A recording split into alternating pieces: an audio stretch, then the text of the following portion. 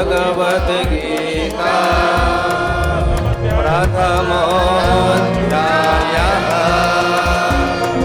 Brigade parade গ্রাউন্ডকে আমরা রাজনৈতিক রঙে দেখেছিলাম, রাজনৈতিক ধ্বজা উড়িয়ে দেখেছিলাম। আজ সেই ব্রিগেড প্যারেড গ্রাউন্ড এই মুহূর্তে সেজে উঠেছে শুধুমাত্র গেরুয়া রঙে।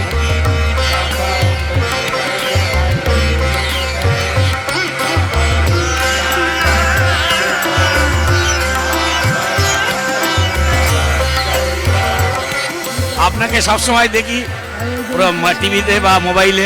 গীতা পাঠ যথাযথভাবে সকলে যদি গীতা পাঠে উদ্বুদ্ধ হয় তাহলে সনাতনীদের পক্ষে বিশেষ মঙ্গল হয়। অনেক আগে বাঙালির সঙ্গে থাকা উচিত ছিল। যখন দেশ স্বাধীন হয়েছিল সেই সময় বিপ্লবীদের ঝোলায় ঝোলায় পকেটে থাকতো এই গীতা।